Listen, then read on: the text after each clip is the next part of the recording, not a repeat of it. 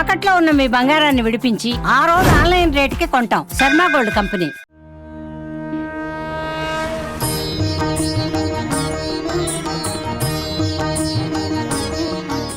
అందరికీ నమస్కారం. ధనుర్మాసంలో ప్రతిరోజు సేవించాల్సిన పాసురాల్ని మనం సేవిస్తున్నాము, తెలుసుకుంటున్నాము ఒకరోజు ముందుగానే. అయితే నాకు చిన్న సందేహం. రోజు అమ్మని అడగాలి, అడగాలి అని అనుకుంటూ, అలానే ఆ పాసురం వినబోతున్నాము అన్నొక ఆ ఆనందంలో అది అలా వెళ్ళిపోతుంది. ఇవాళ ఎపిసోడ్‌లో తప్పకుండా అడిగేస్తాను. మరి మనతో ఉన్నారు వైష్ణవ సాంప్రదాయ ప్రచారకురాలు పద్మజ రామానుజదాస్ గారు. అమ్మ నమస్కారం. నమస్తే అండి. ఎందుకో ఒక చిన్న అనుమానం ప్రతిరోజు ఎపిసోడ్ స్టార్ట్ చేసేటప్పుడు మిమ్మల్ని అడగాలా వద్దా అడగాలా వద్దా అని ఆలోచిస్తూ తీరా ఎపిసోడ్ అయిపోయాక ఆ అనుమానంతో వినకూడదు కదా, అడిగేయాలి కదా, అమ్మే కదా అని మళ్ళీ. సో నా డౌట్ ఏంటంటే మీరేం చెప్పారంటే ఈ తిరుప్పావై అనేది సర్వ వేదాల సారం అని అవును. చెప్పారు. అవును. తీరా ఇప్పటికి మనం 6 పాసురాలు సేవించాము. 7వ పాసురం గురించి ఇవాళ మనం మాట్లాడుకోబోతున్నాం. హ్మ్. గోదమ్మ అసలు ఈ ధనుర్మాసంలో వ్రతం ఎందుకు చేపట్టారు, హ్మ్. తర్వాత నియమాలేంటి, హ్మ్. తర్వాత ఏం చెయ్యాలి ఏం చేయకూడదు, ఇట్లా ఒక్కొక్క దాని గురించి మాట్లాడుతూ వచ్చారు. ఆఖరికి ఇప్పుడు మనం గోపికల్ని మేల్కొల్పడం ఆ పర్వం దగ్గర ఉన్నాం. హ్మ్. అసలు వేదాలకి సంబంధించిన సారం ఇక్కడ ఎలా ఉంది? ఆవిడ వ్రతం చేయడం, ఆవిడ అందరినీ మేల్కొల్పడం అంటే ఇంకా పోను పోను వస్తుందా, లేదా ఇదే నా తిరుపావై అంటే ఇందులో వేదాల సారం ఎక్కడుంది? అసలు వేదాలన్నీ చెప్పేవి ఒక వ్రతం చెయ్యాలనా? ఆ 2 సెంటెన్స్‌ల బ్యాలెన్స్ నా మట్టి బుర్రకి అసలు అర్థం కావట్లేదు. సకల వేద సారం తిరుప్పావై అని మనం చెప్పారు. అనుకున్నట్లుగా. అవును. అయితే వేదంలో ఉండేటువంటి నిగూఢమైన అర్థాలు, విశేషార్థాలు, అంతరార్థాలు, స్వాపదేశార్థాలు అంటారు. ఇలాంటివన్నీ కలగలిపి తిరుప్పావై ఈ 30 పాటలలో అంతర్లీనంగా ఉంటాయి. మనం ఇప్పుడు 10 నిమిషాల ఎపిసోడ్‌లో చెప్పుకునేది పై అర్థం మాత్రమే. కానీ ఈ యొక్క పాసురం పరిపూర్ణంగా అర్థం తెలియాలంటే పద్మజ రామానుజదాసి ఛానల్‌లో మీకు విపులంగా గంట పైన అర్థం చెప్పడం అవుతుంది. వేద సారం ఏ విధంగా అనేది అంతరార్థం. అంటే వేదం ఏం చెప్తుందో తెలుసా? మీకు సూక్ష్మంగా చెప్పాలంటే వేద ప్రతిపాద్యుడు శ్రీమన్నారాయణుడు. వేదంలో నిగూఢంగా తెలపబడిన వాడు శ్రీమన్నారాయణుడు. శ్రీమన్నారాయణుడే మనకు మోక్షాన్ని ఇచ్చేటువంటి వాడు. ఇదే మనకి వేదంలో నిగూఢంగా ఉన్న అర్థం. అదే గోదమ్మ చెప్తుంది. 2 వేదంలో పూర్వ భాగం, ఉత్తర భాగం అని 2 భాగాలు. పూర్వ భాగంలోను, ఉత్తర భాగంలోను శ్రీమన్నారాయణ మూర్తిని ఎలా చేరుకోవాలి, యజ్ఞయాగాదులు ఇత్యాది మనం ఆచరించవలసినటువంటి కర్మలను గురించి తెలిపేది ఒక భాగం అయితే, భగవంతుని కళ్యాణ గుణాలు చెప్పేది 2వ భాగం. ఇప్పుడు తిరుప్పావై పాటలలో మనం ఏం చేయాలో చెప్తుంది గోదమ్మ. ఆచరణ ఎలా ఉండాలి, నిత్యము భగవంతుని నామం అనుసంధించాలి, మానసికంగా శరణాగతి చేయాలి, కీర్తనం, ప్రపదనం, స్మస్మై ప్రసూనార్పణం, మనకు వీలైనంతగా భగవంతునికి సేవ చేయాలి, పూలమాలలు కట్టి ఆ స్వామికి సమర్పించాలి కదా, చెప్పుకున్నాం కదా ఇవన్నీ. అంటే వేదం చెప్పింది కూడా ఇదే. మనం నిరంతరం స్వామిని ధ్యానం చేయాలి, ఆ స్వామికి శరణాగతి చేయాలి, ఆ స్వామికి పూలమాలలు కట్టి సమర్పించడం అని మాత్రమే కాదు, శరీరంతో ఏమైతే సేవ చేయగలుగుతామో, కైంకర్యం అంటారు సేవని, అవన్నీ కూడా చేయాలి. ఉదాహరణకి కోవిలను శుభ్రం చేయటం అంటే అది చాలా విశేషం. దివ్యక్షేత్రాలలో కూడా మనం ఆ సన్నిధి శుభ్రం చేయటం అంటే చాలా విశేషం. అందుకే భాగవతులు ఎవరైనా దివిదేశాలకు వెళితే అక్కడ శుభ్రం చేసేటువంటి వాళ్ళు ఉంటే వాళ్ళ చేతుల్లో చీపురు తీసుకొని శుభ్రం చేసేస్తారు కోవెల. అక్కడ మొహమాటానికి పోరు, సిగ్గు బిడియం వదిలేస్తారు. భగవంతుని సన్నిధి శుభ్రం చేయటం కన్నా కూడా ఇంకొక అంతకన్నా విశేషం లేదు. పుణ్యాత్మైన కార్యం ఇంకొకటి ఉండదు. అందుకోసం అక్కడ కోవెల్లో మనకి స్వామికి సమర్పించేటువంటి హారతి పళ్ళాలు ఇలాంటివన్నీ ఉంటాయి కదా, అవన్నీ శుభ్రం చేయటం అంటే, దీపారాధన కుందులు శుభ్రం చేయటం అంటే ఏదో ఒక కార్యక్రమం, భగవంతునికి ఏదో ఒక రూపంగా సేవ చేయటం, భగవంతుని సర్వ జీవులలో దర్శించుకొని ఆ మాధవుని సేవ మానవ సేవగా చేయటం, ఇలా రకరకాలుగా ఆ స్వామికి సేవ చేసుకో, సేవయే ఆత్మకు స్వరూపం, శేషత్వమే ఆత్మకు స్వరూపం అంటారు ద్రవిడంలో. ఆ విధంగా భగవంతుడికి సేవ చేయటం, ఆయన్ని నమ్ముకున్న భాగవతులకు సేవ చేయటం, ఇది ప్రధానమైన అర్థం వేదసారం. అదే చెప్పింది గోదమ్మ. అర్థమైంది. ప్రతి ఒక్క పాసురంలో ఎలా వేదానికి కనెక్ట్ చేశారు తెలియాలంటే మాత్రం పద్మజ రామానుజదాసి ఛానల్లో చక్కగా లైవ్ వస్తుంది. ధనుర్మాసం నెల రోజులు కూడాను ఈ సంవత్సరం మంచిర్యాలలో చేయబోతున్నాను కాబట్టి మంచిర్యాల నుంచి మీకు తప్పకుండా ప్రతిరోజు ఏ రోజు ఎపిసోడ్ ఆ రోజు వివరంగా విపులంగా మనం చెప్పుకుందాం, అంతరార్థాలు విశేషార్థాలతో అందరూ మీరు చూడగలరు. అర్థమైంది. ఓకే. అలాగే ఈ రోజు పాసురంలో మరి ఒక గోపికమ్మని మేల్కొలుపుతున్నారు మన గోదా గోష్ఠి. ఏ విధంగా అంటే ఈ గోపికమ్మ కూడా నిద్రిస్తూ ఉన్నారా, పలవరిస్తూ ఉన్నారా, లేచి రావడం లేదు ఎంతకి బయటికి. అమ్మా సూర్యోదయం అయిపోయింది లేచి రండి అంటూ మన గోదా గోష్ఠి మేల్కొలిపే ప్రయత్నం చేస్తున్నారు. ఆ పాసురాన్ని ముందుగా అనుసంధించుకుందాం. 7వ పాసురం. கீசு கீசென்றெங்கும் மானை சாத்தன் கலந்து பேசின பேச்சிரவம் கேட்டிலையோ பெண்ணே காசும் பிறப்பும் கலகலப்ப கைபேர்த்து வாசனரம் கொழலா எச்சியர் மத்தினால் ஓசைப்படுத்த தைரரவம் கேட்டிலையோ நாயக பெண்மிள்ளாய் நாராயணன் மூர்த்தி கேசவனை பாடவும் நீ கேட்டே கிடத்தையோ தேசமுடையாய் திரவேலோர் எம்பாவாய் ఆండాళ్ తిరువడిగళే శరణం. దేశముడయాయ్ మంచి తేజస్సు కలిగినటువంటి గోపికను మేలుకొలుపుతున్నారు. చూడండి తేజస్సు ఎప్పుడొస్తుందో తెలుసా? ఉదాహరణకి ధనుర్మాసంలో అందరూ తెల్లవారుజామున లెగుస్తారు 3:30 కల్లా. ఉదయము సాయంత్రం 2 పూట్ల గోష్ఠి కార్యక్రమాలు ఉంటాయి. పగలంతా భగవద్ చింతనలో భగవద్ ధ్యానంలో గడిపేస్తూ ఉంటారు.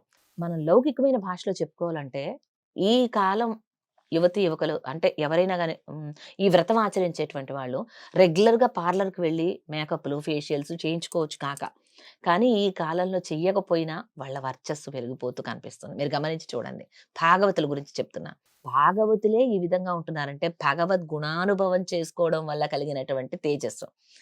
అదే ఆచార్యులు గొప్పవారు జ్ఞానాదికులు నిరంతరం భగవంతుణ్ణే నమ్మి ఆయన్నే మనసులో ఆరాధన చేసేటువంటి వాళ్ళు, వాళ్ళ చుట్టూ ఒక ఆరా కనిపిస్తుంది. మీరు కరెక్ట్. అటువంటి ఆరా ఎందుకు వస్తుందంటే భగవంతుని యొక్క వైభవ స్మరణ వల్ల వాళ్ళల్లో కలుగుతున్నటువంటి తేజస్సు. అటువంటి తేజస్సు ఈనాటి గోపికలో చూశారు మన గోదా గోష్ఠి.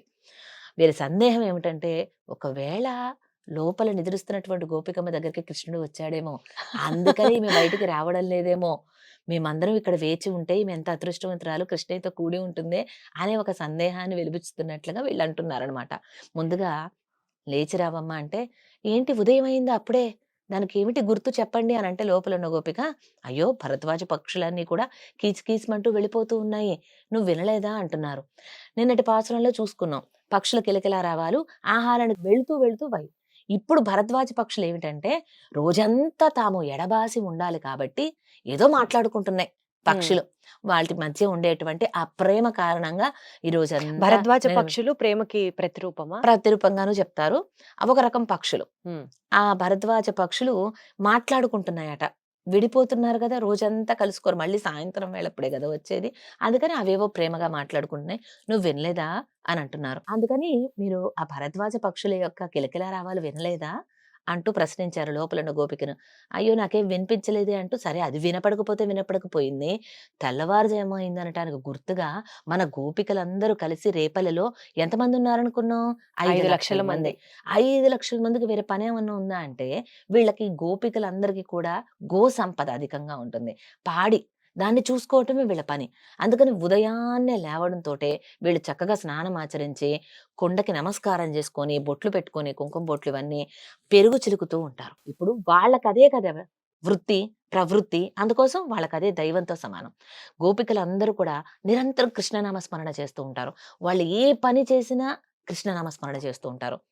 ఒక గోపిక అయితే ఇలాగే ఎంతసేపు కృష్ణయ్య నామస్మరణ చేస్తుంటే వాళ్ళ అత్తగారు ఏం చేసిందంటే, ఈ గోపిక విషయం ఇట్లా కాదు, ఎంతసేపు కృష్ణ కృష్ణ కృష్ణ అంటుంది, కొంచెం పనిలో పడేలా చేయాలి అని చెప్పి పాలు పెరుగు వెన్న నెయ్యి ఇవన్నీ అమ్ముకొని రప్పో అంటూ పంపించింది.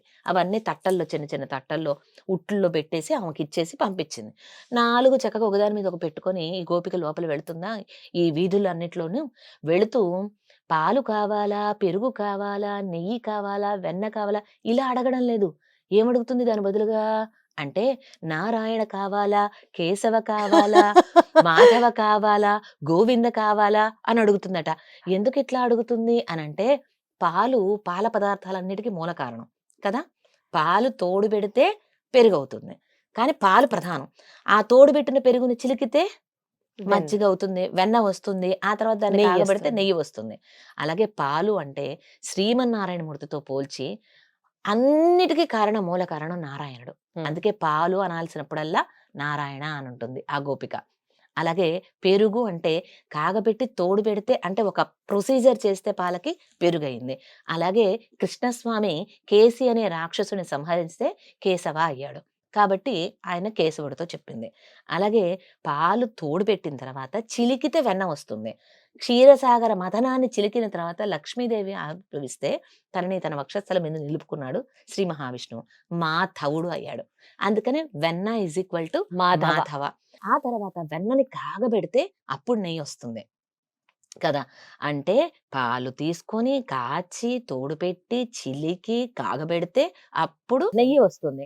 అంటే ఇంత ప్రొసీజర్ చేశాక నెయ్యి వచ్చింది. అలాగే గోవింద 7 రాత్రులు 7 పగళ్ళు కష్టపడి గోపీజన సంరక్షణ చేశాడు గోవర్ధన గిరిని ఎత్తి పెట్టడం ద్వారా. అందుకనే కష్టపడి సాధించుకున్న నామం, ఆయనకిష్టమైన నామం గోవింద. అందుకని పాలు ఈజ్ ఈక్వల్ టు నారాయణ, పాలు ఈజ్ ఈక్వల్ టు నారాయణ, పెరుగు పెరుగు is is equal to Keshava, Keshava, వెన్న ఈజ్ ఈక్వల్ టు మాధవ, నెయ్యి ఈజ్ ఈక్వల్ టు గోవింద. ఇక నుంచి మనం కూడా ఆ గోపికల వలె నిత్యం కృష్ణనామస్మరణ చేద్దాం అనుకున్నాం కదా! పాలు తాగుతావా అని పిల్లల్ని అడగకూడదు. ఏం అడగాలి? నారాయణ ఇవ్వమంటావా అని అడగాలి. అప్పుడు వాళ్ళు కూడా అడుగుతారు, ఏంటమ్మా నారాయణ అంటున్నావు అని ఇంట్రెస్టింగ్. అప్పుడు ఈ విషయం చెప్పండి. అప్పుడు వాళ్ళు కూడా పాలు అన్నప్పుడల్లా నారాయణ అంటారు. అలాగే పెరుగు వడ్డించమంటారా? కాదు కేశవుని వడ్డించమంటారా అని అడగాలి. అప్పుడు ఏంటంటే మనం కూడా నిరంతరం మనం ఏదో పూజ చేయనవసరం లేదండి. మనం చేసే ప్రతి పనిలో ఆ స్వామిని తలుచుకుంటే చాలు. అదే గోపికలు చేశారు. ఈనాటి గోపిక కూడా అటువంటి గోపికే. అందుకని ఆ గోపికను మేల్కొలుపుతూ మన గోదాగోష్ఠి చెప్తున్నారనమాట. నారాయణ, కేశవ, మాధవ, గోవింద. గోవింద. పాలు, పెరుగు, వెన్న, నెయ్యికి బదులుగా అంతే. నిత్య దినచర్యలో ఇదొక భాగం చేసుకుందాం. ఆ విధంగా మనం నామస్మరణతో ఆ స్వామిని గురించి నిరంతరం జపిస్తూ ఉండాలి. అలాగే ఈనాటి గోపికను మేలుకొలుపుతూ మన గోదమ్మ ఏముందంటే, అయ్యో ఇంకా లేవకపోవటం ఏమిటి, లేచి గోపికలందరూ కూడా పెరుగు చిలుకుతున్నారు. వాళ్ళు చిలికేటప్పుడు ఏమవుతుందంటే చాలా గాజులు వేసుకుంటారేమో, ఇలా ఇలా ఇలా టింక్లింగ్ నాయిస్ అంటారు కదా, అవును, ఆ. గాజులు, ఆ శబ్దం వస్తుంది. ఆభరణాలు చాలా పుష్కలంగా ధరిస్తారు వాళ్ళు. ఎందుకంటే వాళ్ళ దగ్గర పాడి సంపద బాగా ఉంటుంది కదా, విలక్షణమైన ఆభరణాలు కూడా ధరిస్తారు. తాళిబొట్టు, ఇక పైన ఉండేటువంటి ఆభరణాలు అవన్నీ ఇలా చిలుకుతూ ఉంటే వయ్యారంగా గోపికలు ఈ టింక్లింగ్ నాయిస్ అంటారు, ఈ గాజుల నుంచి వచ్చేటువంటి ధ్వని, ఆభరణాల ధ్వని చిలుకుతూ ఉంటే, పెరుగు చిలుకుతూ ఉంటే చర చర చర చరమని ఒక శబ్దం వస్తుంది. అవును, అవును. ఆ ధ్వని వాళ్ళు చిలుకుతూ ఏమీ ఊరుకోరు, కృష్ణనామం చెప్తూ ఉంటారు ఎలుగెత్తి. అంటే నోటి ద్వారా వచ్చేటువంటి కృష్ణనామం, ఆభరణాల ధ్వని, పెరుగు చిలికే ధ్వని, 3 ధ్వనులు కలిపి మిన్నంటుతూ ఉంటే నీకు ఆ ధ్వని వినిపించలేదా? ఇంకా పడుకున్నావేంటమ్మా? అంత మాత్రమే కాదు, ఈ ధ్వని వినిపిస్తూ ఉందా? అంతటా అంతర్యామిగా ఉన్నటువంటి శ్రీమన్నారాయణుడే మన కోసమని కృష్ణయ్యగా అవతరించాడు కదా, ఒక మూర్తి రూపంలో. అటువంటి మూర్తిని మనం ఆరాధన చేసుకోవడానికి వెళదాము, కృష్ణయ్యని కలుద్దాము. నువ్వు ఇంకా పడుకుంటే ఎలా అమ్మా, లేచిరావమ్మా మాతో పాటు అంటూ నేడు నిద్రిస్తున్నటువంటి గోపికను మేల్కొలిపి తమన గోష్ఠిలో చేర్చుకొని మరలా ఇంకొక గోపికను మేల్కొల్పటానికి సమాయత్తమవుతున్నారు గోదాగోష్ఠి.